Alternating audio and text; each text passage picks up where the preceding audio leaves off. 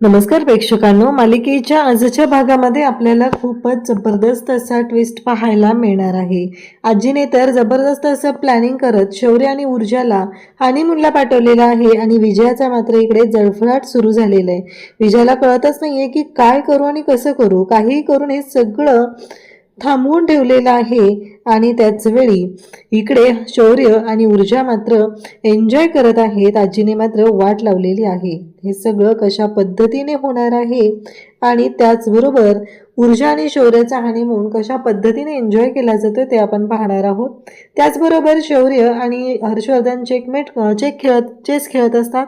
त्यावेळी ऊर्जाने कशा पद्धतीने चाल खेळलेली आहे आणि हर्षवर्धनला चेकमेट केलेलं आहे हे इथे आपल्याला पाहायला मिळतं. खरं तर हर्षवर्धनने ऊर्जाचं कौतुक केलेलं आहे आणि सांगितलेलं आहे की नेक्स्ट टाइम आपण एकत्र चेस खेळूया. खरंच मला आवडलं तुझ्याबरोबर चेस खेळून, हे सुद्धा सांगितलेलं आहे. तर हे सगळं कशा पद्धतीने होणार आहे ते आपण डिटेलमध्ये पाहणार आहोत. त्यासाठी हा व्हिडिओ शेवटपर्यंत पहा. त्याचबरोबर चॅनलवरती नवीन असाल तर चॅनलला नक्की सबस्क्राईब करा. इकडे हर्षवर्धन त्याचबरोबर शौर्य असतात. आता शौर्य म्हणत असतो की नाही, आता सगळं अवघड झालंय, कारण मला असं वाटतंय की आता माझा वजीर जाणार. आदित्य सुद्धा तेच सांगत असतो की म्हणजे आता काहीच होऊ शकत नाहीये असं यांचं चाललेलं असतं. तेव्हा मात्र ऊर्जा म्हणत असते की नाही शौर्य, नाही मरणार आहे तुझा वजीर आणि तू नाही हरणार आहेस, तू जिंकणार आहे असं ती सांगते. आणि नेमकं त्याच वेळेस इकडे आता ऊर्जा हर्षवर्धनकडे पाहत असते आणि ऊर्जाने जी काही चाल खेळलेली असते त्यामुळे ह्या सगळ्या गोष्टी आता घडलेल्या असतात.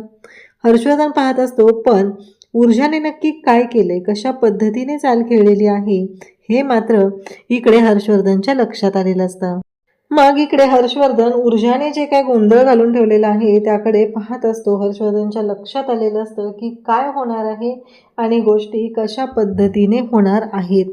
त्याचबरोबर इकडे आजीसाहेब तेवढ्यात आलेल्या दिसतात. मग लगेचच दिव्या धावत जाते आणि म्हणते, आजीसाहेब अहो मला बोलवायचं ना, तुम्ही एकट्या कशा आलात? तेव्हा ती म्हणते की मी बरी आहे, मला काहीच प्रॉब्लेम नाही आहे, तर काय हरकत आहे असं आजीसाहेब इकडे सांगत असतात. तेव्हा सगळेजण तिथं असतात. शौर्य म्हणतो, आजी तू बरी झालीस ना? खरंच तू हॉलमध्ये आलीस ना, मला बरं वाटलं आणि आज तुझा चेहराही छान दिसतोय, खुललेला दिसतोय, फ्रेश वाटतोय. तेव्हा ऊर्जा सुद्धा तिथं असते. सगळेजण असतात आणि मग ऊर्जा आजींना म्हणते की आजी साहेब तुम्हाला काहीतरी बोलायचं होतं ना, असं ऊर्जा जेव्हा बोलते तेव्हा मात्र त्या म्हणतात की हो, पण खरंच म्हणजे तुम्ही ना माझी खूप काळजी घेतलेली आहे. एवढी काळजी घेतली की मी लवकर ठणठणीत बरी झाली. खरं तर मला ना एवढं असं काही झालेलं नव्हतं, पण विजयाने जरा अतिच केलं. पण ऊर्जाने कसलाही विचार केला नाही, फक्त माझा विचार केला. अजिबात स्वतःचा विचार केलेला नाही, फक्त माझा विचार करत तिने माझी एवढी काळजी घेतलेली आहे. हे ऐकल्यानंतर हे सगळं जेव्हा घडत असतं तेव्हा हर्षवर्धन पाहत असतो. हर्षवर्धनच्या लक्षात आलेलं असतं की या सगळ्या गोष्टी काय चाललेल्या आहेत आणि यामध्ये आता विजयाचा डाव फ्लॉप होणार आहे. आईसाहेबांच्या लक्षात आलेलं आहे की विजयाने काय केलेलं आहे हे हर्षवर्धनला सुद्धा समजलेलं असतं. आणि त्याचबरोबर हे सगळं जेव्हा घडत असतं तेव्हा मात्र हर्षवर्धन आता ऊर्जेने खेळलेला जो चेसमधली चाल आहे त्याकडे पाहत असतो आणि हर्षवर्धन सांगतो की तू मला चेकमेट केलेला आहे, कारण आत्ता जर का मी तुझा वजीर मारला तर पुढच्या ह्याच्यामध्ये तू माझा राजा उडवणार आहेस हे मला माहिती आहे आणि आत्ता सुद्धा मी दुसरं काही करण्याचा प्रयत्न केला तर माझी क्वीन जाणार आहे हे हर्षवर्धन सांगत असतो. आणि तेव्हा मात्र सगळेजण पाहत असतात. म्हणजे हर्षवर्धनला बरोबर कळलेलं असतं की काय प्रॉब्लेम होणार आहे आणि कशा पद्धतीने संकट येणार आहे. या सगळ्या गोष्टी आता समजलेल्या असतात आणि हर्षवर्धन मात्र इकडे ऊर्जाकडे पाहत असतो. तेव्हा आजी शौर्य आणि त्याचबरोबर ऊर्जाला म्हणत असतात की तुम्ही कोर्टात निघालेला आहात का, एवढं महत्त्वाचं आहे का? तेव्हा ते दोघंही म्हणतात की नाही, डेली रुटीन, बाकी काही असं नाही आहे. तेव्हा आजी म्हणतात की मग आज तुम्ही कोर्टात नाही जायचं. तेव्हा मात्र शौर्य आणि ऊर्जा म्हणत असतात का, काय झालं? तेव्हा आजीसाहेब सांगू लागतात की आज तुम्ही कोर्टात नाही जायचं, तुम्ही रिसॉर्टला जायचं आहे, मी तुमच्यासाठी रिसॉर्ट बुक केलंय. हे ऐकल्यानंतर सगळेजण तिथं असतात आणि सगळ्यांनाच भारी वाटत असतं. पण विजयाचं तोंड मात्र पाहण्यासारखं झालेलं असतं. तिला ही गोष्ट पटलेलीच नसते. तिला माहीत असतं की हे सगळं जे काय आहे ना हे माझ्या विरोधात जाऊन केलं जातंय. त्यामुळं तिची खूप चिडचिड होत असते. तिला असं वाटत असतं की काय गरज आहे, गरज काय आहे हे आईसाहेबांनी मुद्दाम करायची, कारण मी ठरवलंय ना त्या दोघांना एकत्र येऊ द्यायचं नाही. मग आईसाहेब हे सगळं का करतायत? मुद्दामून करतायत, मला त्रास देण्यासाठी करतायत. हे सगळं विजयाच्या डोक्यात सुरू झालेलं असतं आणि विजया त्याच पद्धतीने बोलत असते. तेव्हा मात्र इकडे घरातले सगळेजण तिथं आहेत आणि त्याच वेळेस इकडे शौर्य म्हणतो, स्वाची किती ग्रेट आहेस तू, किती काय काय करतेस माझ्यासाठी, एवढं सगळं तू माझ्यासाठी करायचं ठरवलेलं आहेस, असं म्हणत शौर्य खुश झालेला असतो. ऊर्जासुद्धा खुश झालेली असते. आजी म्हणत असतात की मी सगळे डिटेल्स सगळ्या गोष्टी तुला मेल केलेल्या आहेत, तू मेलवरती बघ. तर तिथेच असलेली दिव्या म्हणते की मग आदित्य आपण पण जाऊया ना. आदित्य म्हणतो की झालं, तरी म्हणलं कसं बोललेली नाही आहे ही अजून. तेव्हा आजी म्हणत असतात की कसं आहे, तुमच्या दोघांच्या बाबतीत खूपच म्हणजे वाईट झालं. एवढं सगळं होतं, शौर्यने प्लॅनिंग केलं होतं आणि अचानक माझी तब्येत बिघडली, पण कसलाही विचार मुलांनी केला नाही. ऊर्जाने रात्र माझ्यासाठी जागून काढल्या, एवढं सगळं तिनं माझ्यासाठी केलं. पण इकडे ज्या गोष्टी घडलेल्या असतात त्यावरून विजयाने मात्र गोंधळ घालायचं ठरवलेलं असतं. आता हर्षवर्धनला लक्षात येतं की आपली वाट लागणार आहे. तेव्हा मात्र हर्षवर्धन म्हणतो की शौर्य आणि ऊर्जा हॅपी जर्नी, व्यवस्थित जा, एन्जॉय करा आणि आदित्य चल आपल्याला ऑफिसला जायचं आहे. खरं तर त्यावेळी विजयाचं तोंड जे आहे ना ते पाहण्यासारखं झालेलं असतं. तिला एवढा धक्का बसलेला असतो, तिला एवढं हे झालेलं असतं की तिला वाटत असतं हर्षवर्धन तरी थांबवेल, पण नाही, हर्षवर्धनने सुद्धा थांबवलेलं नाही आणि इथेच विजयाच्या शिट्ट्या वाजलेल्या असतात. तेव्हा मात्र इकडे आदित्य पाहत असतो. आदित्य म्हणतो की शौर्य मस्त एन्जॉय कर आणि दिव्याला आदित्य सांगू लागतो की हे बघ दिव्या, आपण पण जाऊया रिसॉर्टला, पण आत्ता नाही, आता ऊर्जा नाही आहे की नाही इथं, मग आईसाहेबांची काळजी कोण घेणार, आईसाहेबांकडे कोण लक्ष देणार, मग तू दिलं पाहिजे की नाही, असं म्हणत त्याने दिव्याचं तोंड बंद करून टाकलेलं असतं. आणि इकडे ते दोघंही आता शांत झालेले असतात. म्हणजे जरी एकत्र पाठवलं तरी सुद्धा इथे ऊर्जाला काहीच तिथे सुख मिळणार नाही हे आदित्यला माहिती असतं, कारण तिची बहीण त्याची बायको कशी आहे हे त्याला चांगलंच माहिती आहे. त्यानंतर आदित्य म्हणतो चला बाय बाय, निघतो मी, आणि असं म्हणत आदित्य खरं तर निघतच असतो. आणि त्याच वेळेस इकडे पाहायला मिळतं ते म्हणजे एवढं सगळं झालेलं असलं तरीही या सगळ्या गोष्टींमध्ये इकडे विजयाचं तोंड मात्र पाहण्यासारखं झालेलं असतं. आजी म्हणतात की चला बॅग पॅक करायला घ्या, चेंज करा आणि निघा तुम्ही दोघंजण, असं आवर्जून आजींनी सांगितलेलं असतं. तेव्हा ऊर्जा आणि शौर्य दोघंही आजीच्या जवळ जातात आणि आजीला म्हणतात की खरंच किती ग्रेट आहेस तू आजी, असं शौर्य सांगत असतो. आता इकडे दिग्विजय शिर्के तयार झालेले असतात आणि ते विक्रांतची वाट बघत असतात. तेवढ्यातच अर्पिता तिथे येते आणि सांगू लागते की डॅड विक्रांत घरी नाहीये. तेव्हा मात्र इकडे दिग्विजय शिर्के म्हणतो काय घरी नाहीये म्हणजे कुठे गेला तो? तेव्हा ती म्हणते नाही तो सकाळीच गेलाय. आता मात्र दिग्विजय शिर्केला प्रश्न पडतो की हा मुलगा गेला कुठं, कारण सकाळी कुठे, एवढ्या सकाळी तर याच्या आधी कधीच तो कुठे गेलेला नाहीये, मग आज असं काय झालेलं आहे, अचानक तो एवढं गेलेला आहे, असं इकडे चालू झालेलं असतं.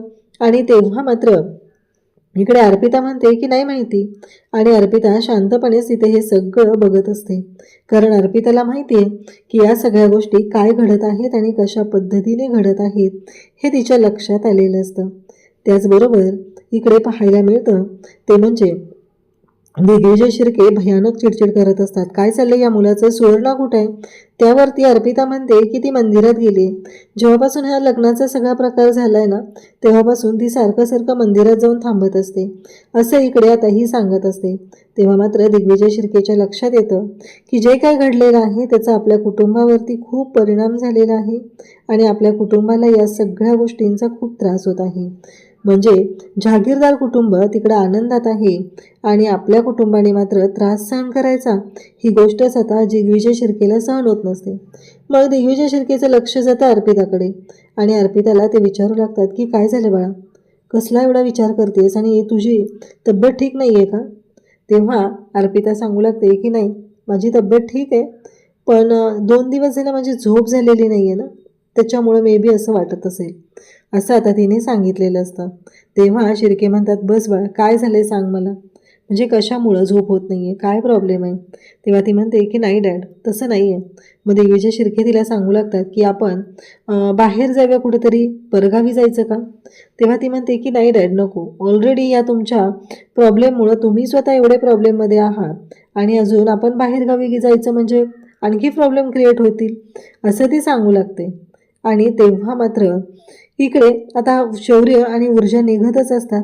मग विजया सांगत असते की काही प्रॉब्लेम आला तर मला फोन करा. पोचल्या शौर्य मला फोन करायचा, एवढं लक्षात ठेव. काही झालं तरीही आणि विसरू नकोस, कुठल्याही प्रॉब्लेममध्ये जाऊ नका. पाऊस असा आहे खूप, गाडी सावकाश चालवा. जर पाऊस जास्त असेल तर कुठेतरी हॉल्ट घ्या. असं सगळं विजया सांगत असते. तेव्हा आजीसाहेब म्हणतात की शौर्य, तिथे गेल्यावर काही प्रॉब्लेम आला तर डिरेक्टली मला फोन करायचा, बाकी कोणालाही फोन करायची गरज नाही आहे. त्या मॅनेजरला मी सगळं सांगून ठेवलेलं आहे, त्यामुळं कोणताही प्रॉब्लेम येणार नाही. आणि एन्जॉय करा आणि पोचल्यावर फोन करा. आता शौर्य आणि ऊर्जा एकमेकांचा हात हातात घेऊन निघालेले आहेत, हनीमूनसाठी निघालेले आहेत. ही गोष्ट काही विजयाला सहन होत नाही, कारण आजीसाहेबांच्या लक्षात आलेलं असतं की काहीही झालं तरीही विजयामुळेच आता शौर्य आणि ऊर्जा एकत्र येऊ शकलेले नाहीत. ही गोष्ट लक्षात आल्यामुळं खरं तर आजीसाहेबांनी हा निर्णय घेतलेला असतो आणि शौर्य आणि ऊर्जाला हनीमूनला रिसॉर्टवर पाठवलेलं असतं. इकडे दिव्या म्हणत असते की खरंच आजीसाहेब, तुम्ही ग्रेट आहात आईसाहेब. तुमच्यामुळं आज शौर्य आणि ऊर्जा हनीमूनसाठी गेले आणि बहुतेक सासूबाईंना हे तुमचं वागणं पटलेलं दिसत नाही आहे, असं इकडे दिव्या डायरेक्टली आजीसाहेबांना बोलून जाते. शौर्य आणि ऊर्जा तर निघालेले आहेत आणि त्याच वेळेस रस्त्यात जाताना शौर्य ऊर्जाला म्हणत असतो की गाणी लाव्या. ऊर्जा म्हणते की नाही नको, असंच छान वाटतंय. खरंच मला एक कळत नाही आहे की एवढ्या कशा काय ग्रेट आहेत आजीसाहेब. खरंच त्यांनी ज्या पद्धतीने हे सगळं केलं आणि आपल्याला एक सुखद धक्का दिलेला आहे ना, ते मला खूप छान वाटतंय असं सांगितलं जात असतं. आणि तेव्हा मात्र दोघंही एकमेकांचं कौतुक करत असतात आणि दोघंही म्हणत असतात की आत्ता आजीसाहेबांनी जे काही आपल्यासाठी केलेलं आहे ते खरंच खूप मोठं आहे असं सांगितलं जात असतं. आणि त्याचवेळी शौर्य ऊर्जाला म्हणतो की हो, खरंच आजी खूप ग्रेट आहे. म्हणजे याचा विचारही कोणी करू शकत नाही. अशा गोष्टी आजी करत असते, म्हणजे आपल्याला कळलंही नव्हतं, पण आजीने आपल्यासाठी एवढं छान सरप्राईज प्लॅन केलं असं शौर्य ऊर्जाला सांगत असतो. तेव्हा ऊर्जा म्हणत असते की हो खरंच, म्हणजे त्यांनी आपल्यासाठी जे केलं आहे ना, त्याचा विचारही आपण करू शकत नाही. आणि आज एवढा सुखद असा धक्का आपल्याला त्यांनी दिलेला आहे. आणि या सगळ्या गोष्टी जेव्हा घडत असतात तेव्हा मात्र या सगळ्यामध्ये आता शौर्य आणि ऊर्जा खुश झालेले असतात. आणि मग मात्र आता पाहायला मिळतं की इकडे शौर्य ऊर्जाला म्हणतो की हे तुझ्यासाठी सरप्राईज आहे. आणि त्याच वेळी या सगळ्या गोष्टी चालू आहेत आणि इकडे आता इकडे विक्रांत काही त्या गुंडांना घेऊन तिथं पोहोचलेला आहे आणि तो सांगतोय की ते बघ, तिला उचलायचं, त्या पोराला नाही उचलायचं, तिला एकटीला उचलायचं आणि मी सांगितलेल्या ठिकाणी घेऊन यायचं. पुढचं मी बघून घेईन, आत्ता मी जे सांगितलेलं आहे तेवढंच करायचं आहे असं त्याने आवर्जून त्या गुंडांना सांगितलेलं असतं. आणि ते गुंडसुद्धा त्याचं ऐकत असतात. मग ते म्हणत असतात की त्याला उचलून त्याला आम्ही संपून टाकू का. तेव्हा मात्र विक्रांत म्हणत असतो की नाही नको, त्याला तुम्ही उचलू नका, कारण त्याला उचलायची गरजच नाही आहे. त्याला उचललं तर काय होऊ शकतं हे मला चांगलं माहिती आहे. फक्त त्याचं काय करायचं ते मी नंतर बघून घेईन. आता फक्त तुम्हाला एकच गोष्ट करायची आणि ती म्हणजे काहीही झालं तरीही त्याला उचलायचं नाही. फक्त तिला उचलायचं आणि मी सांगितलेल्या ठिकाणी तिला घेऊन यायचं, एवढं लक्षात ठेवा. या गोष्टी झाल्या पाहिजेत आणि अगदी व्यवस्थित झाल्या पाहिजेत. इकडे विजयाची चिडचिड होत असते. तिने भाजी चिरायला घेतलेली असते पण तिला अजिबात ते पटत नसतं. त्यावेळेस दिव्या तिथे येते आणि म्हणते ऊर्जाने नाही का चिरून ठेवली भाजी. हां बरोबर आहे, ती अचानक हनीमूनसाठी गेली ना, मग कशी चिरून ठेवेल भाजी असं सांगितलं जातं. दिव्या म्हणत असते की कसं आहे बघितलं ना, आईसाहेब ग्रेटच आहेत. त्यांनी चक्क ऊर्जा आणि शौर्याची मग देवदर्शनासाठी नेलं, पूजा केली, एका रूममध्ये राहायला सांगितलं आणि त्याचबरोबर आता हनीमूनसाठी सुद्धा पाठवलेलं आहे. तेव्हा दिव्याच्या बोलण्याने विजयाला त्रास होत असतो. ती आदळापट करत असते. तेवढ्यातच आजीसाहेब तिथे येतात आणि म्हणू लागतात काय चाललंय तुमच्या दोघींचं. असं म्हणत आजीसाहेबांनी त्या दोघींनाही गप्प केलेलं असतं. आणि तेव्हा मात्र इकडे आजीसाहेबांच्या या बोलण्यामुळं त्या दोघीही शांत झालेल्या असतात. खरं तर हे सगळं दिव्या जाणून बुजून करत असते, तिला मजा येत असते इकडे त्रास देण्यासाठी. म्हणूनच हा सगळा तिचा गोंधळ चाललेला असतो. इकडे शौर्य आणि ऊर्जा रिसॉर्टवर पोहोचलेले असतात. मॅनेजर त्यांना त्या रूममध्ये घेऊन येतो. मॅनेजर सांगत असतो की हे बघा, हे तुमच्यासाठी सरप्राईज आहे. तुमच्यासाठी हनीमून सूटच चाललं होतं, पण ते सध्या प्रॉब्लेम असल्यामुळे नाही होऊ शकलं. पण ही रूम आम्ही डेकोरेट केलेली आहे असं ते सांगत असतात. सगळ्या ॲक्टिव्हिटीज आहेत, इनडोअर गेम्स, आउटडोअर गेम्स सगळं आहे. आणि मॅडमनी ह्या जागेची केस जिंकली, त्यामुळं तर हे रिसॉर्ट उभं राहिलेलं आहे. मॅडममुळंच हे रिसॉर्ट आहे असं मॅनेजर सांगत असतात आणि आजीसाहेबांचं कौतुक करत असतात. ऊर्जा आणि शौर्य खुश झालेले असतात. वेलकम ड्रिंक आलेलं असतं. त्याचबरोबर हॉटेलकडून गिफ्टसुद्धा त्या दोघांसाठी आलेलं असतं आणि दोघंही आनंदात असतात. आणि मग आता शौर्य दरवाजा बंद करून घेतो आणि ऊर्जेच्या जवळ येतो. ऊर्जाला म्हणत असतो की इथे पॉटरी पण करायला मिळते. ऊर्जा म्हणते की आपण पॉटरी करायला जाऊया. लगेच शौर्य म्हणतो की आज नाही, आपण हनीमून करायला आलो नाही, ते मग हनीमून करायचा पॉटरी नंतर, असं शौर्य सांगत असतो. ऊर्जा म्हणते की आता पहिलं एक काम कर, तू पहिलं ना आजीसाहेबांना कॉल कर, कारण त्यांना कॉल करणं गरजेचं आहे. आणि असं सांगितल्यानंतर शौर्य म्हणतो हो मी करतो कॉल, आधी तू जवळ तरी ये, असं म्हणत शौर्य तिला जवळ घेत असतो. पण ऊर्जा काही जवळ यायला तयार नसते आणि ती म्हणते मी आलेच फ्रेश होऊन.